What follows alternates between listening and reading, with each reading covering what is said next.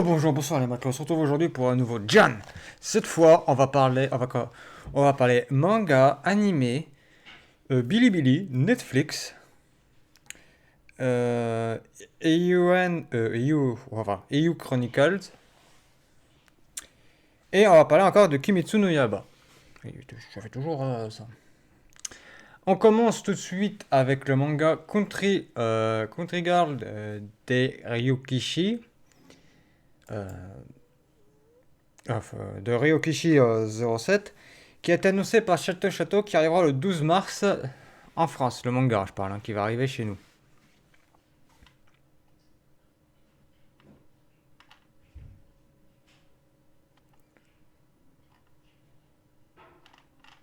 Si vous vous demandez, c'est quoi l'histoire, c'est quoi le truc. C'est un projet basé sur un visual novel trianthology de Samnyu no Kori Alice du collectif Zero Seventh Expansions, je le dis en anglais. Et l'histoire nous raconte, je vais lire le CM6, l'histoire nous raconte, dans une ville de province peu peuplée, Mikihiko et ses trois amis d'enfance vivent une vie de collégien épanouissante. Hélas, depuis son échec à l'examen d'entrée au lycée, Mikihiko vit reclus chez lui. C'est ainsi que les quatre amis prirent des chemins différents et se perdirent de vue. Keiko, qui éprouve beaucoup de tendresse pour Mikihiko, décide quelques temps plus tard de tout faire pour l'aider à se relever et reconstruire cette amitié perdue. Déception, amitié, amour, tous ces sentiments sont dépeints avec fraîcheur dans cette histoire de jeunesse. Bon, c'est pour vous faire vendre là. Voilà, vous voyez les images. Ça arrive au début mars. Ensuite, une autre annonce, là cette fois c'est chez Kurokawa, qui nous annonce l'ombre de Clémy de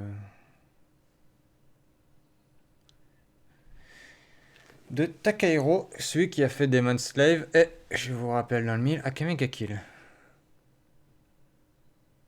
Enfin, Akame ga Kill, c'est le gars il fait parler de lui en ce moment pour ça.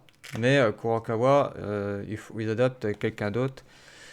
Alors, c'est une œuvre originale du studio Puro, ok. Le manga est de Emi Mitsuki, donc c'est la dessinatrice.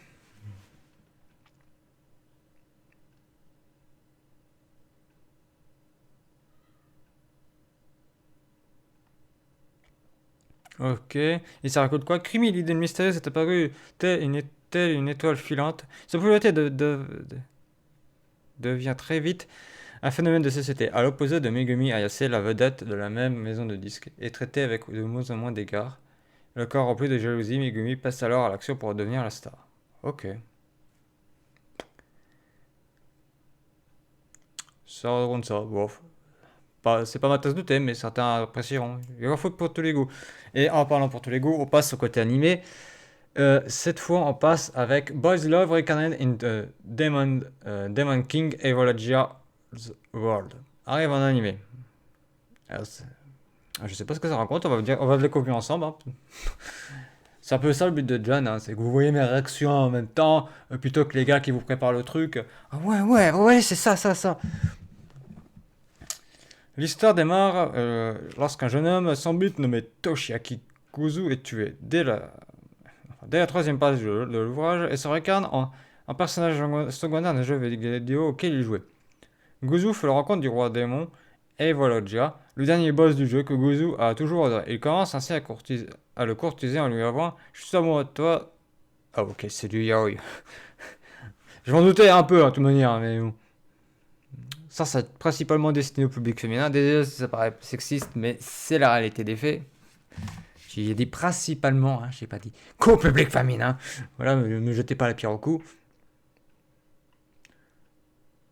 Donc ce sera Shun Ori dans le rôle d'Evangelia, Takuya Sato dans le rôle de Gozu. Ok. Ensuite, on passe avec une autre annonce, le roman Sekai Seku no Ansatsusha. Grosso modo, the world finest ancestor get awakened in the another world as an aristocrat. Grosso modo, Ils disent le plus fin, en anglais c'est le titre le plus fin, mais je parle du titre japonais. Le meilleur assassin est réincarné dans un autre monde comme un aristocrate. Voilà, c'est ça. De Tsukiyo Louis, qui est annoncé pour adapter un animé et qui arriverait dès cet été, c'est-à-dire en juillet 2021. Ça va être assez rapide. Donc il est fort probable que ça va être 12 et 13 épisodes. Et qu'il n'y aurait pas de suite. Ah bah oui, voyons. Je tiens à rappeler que les animés et tout ça sont devenus une sorte de fast-food. Et qu'il y a beaucoup de contraintes, mais ça n'est pas la question. Et si vous voulez le synopsis, grosso modo, je vais pas vous le lire, mais moi je suis l'adaptation manga. Grosso modo, le meilleur assassin de notre monde meurt. Meurt. Il était âgé, mais il meurt. Et une déesse de notre monde le fait réincarner. Et son objectif lui donne pour objectif de tuer le héros. Et voilà, grosso modo, c'est ça. Bien sûr, il sera réincarné en tant qu'aristocrate dans une famille d'assassins. Voilà. Grosso modo, je viens de vous résumer le début, c'est-à-dire le premier chapitre. C'est pas spoil à mort. Hein. Donc il mettra tout en œuvre pour aller zigouiller le héros. Voilà. Ensuite, on passe à un autre animé avec... on en a déjà parlé de Seven Knights Revolution, Eiyu no Keishosha, avec la couverture, enfin le visual art. On en avait déjà parlé dans les précédentes gens. Voilà, le visual art, c'est celui-ci.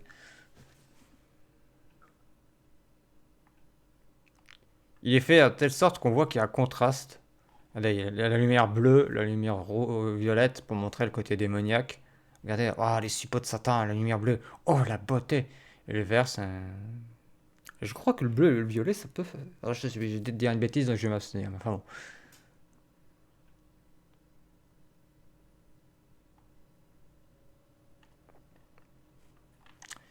Ensuite, on passe à un autre visual art, celui de My Hero Academia. Je vais dire beaucoup, ça revenait au même. Quasiment. La saison 5. Oui, j'ai pas grand chose à vous dire, hein, par rapport à My Hero Academia. Hein. Bon. Ensuite, on passe directement à... On est toujours dans le thème de l'animé, mais à autre chose. Cette fois, on passe avec Bilibili, vous savez, l'entreprise, le Nico Nico le chinois, a fait l'acquisition d'une société d'animation de Enom Animation.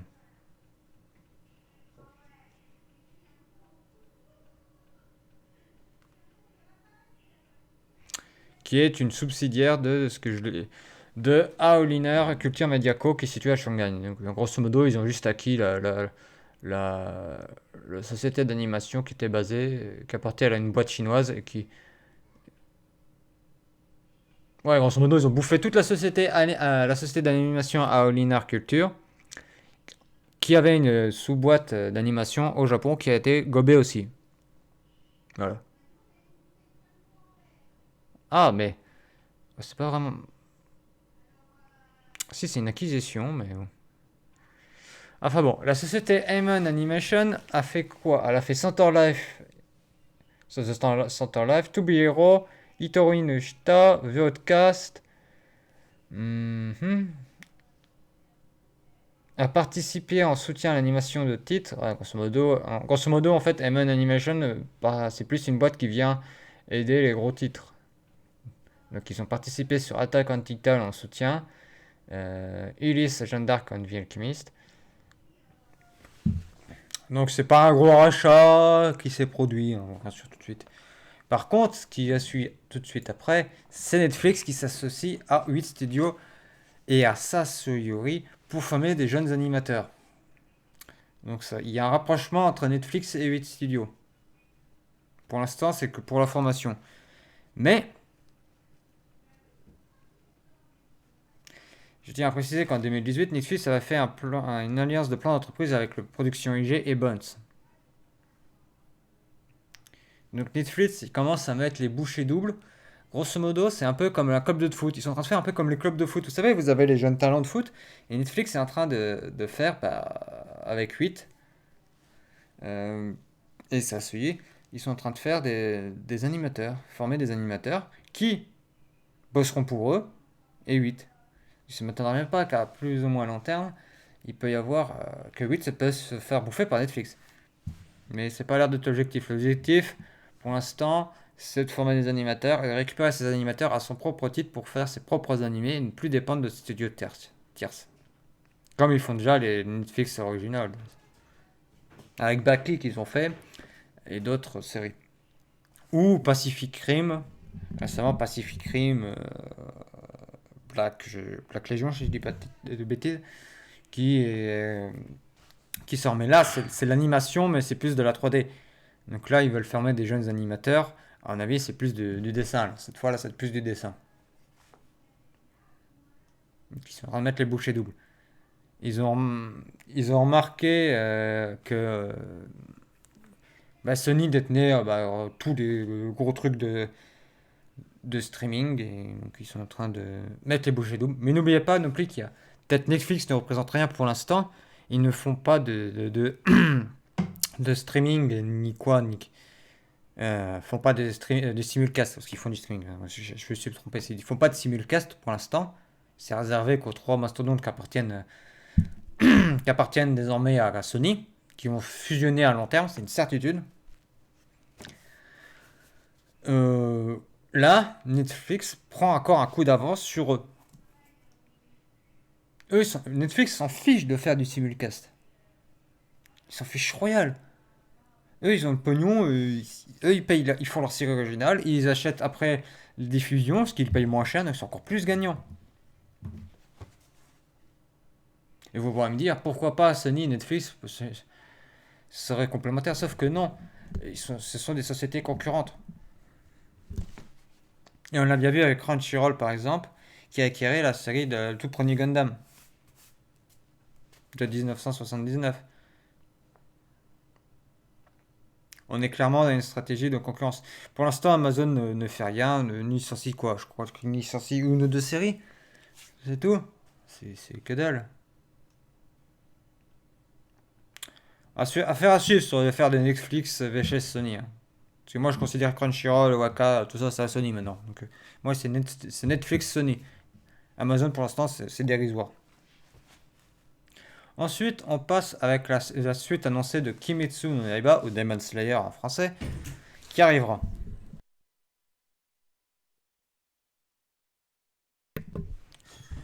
Qui doit arriver cette année. Pour l'instant, on n'a pas de date. À mon avis, ça sera soit en juillet, mais je pense pas. Ce sera peut-être plus pour l'automne, à mon avis. Covid oblige. Voilà, on a fini la partie animée. Maintenant, on passe avec la partie jeux vidéo. Vous avez sans doute entendu parler de Eiyuden Chronicle Unrendered Heroes par des gros youtubeurs de jeux vidéo. Euh, que ce jeu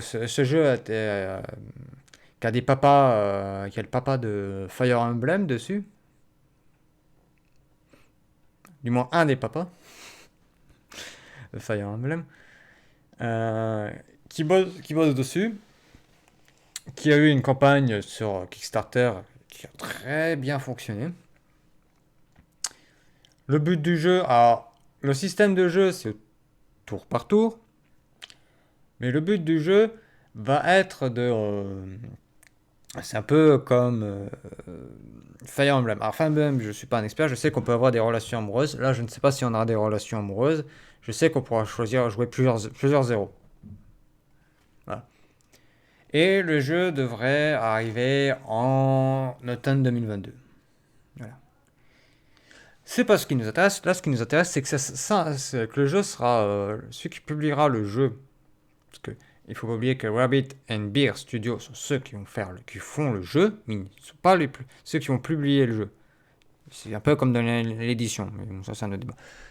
Et ça fonctionne pareil dans les jeux vidéo. Là, ça va être 505 games, au 505 games, si vous préférez, je vous le dis en anglais, qui va charger de produire, qui va charger de vendre le jeu, tout simplement. Voilà, on en sait un petit peu plus sur les contours.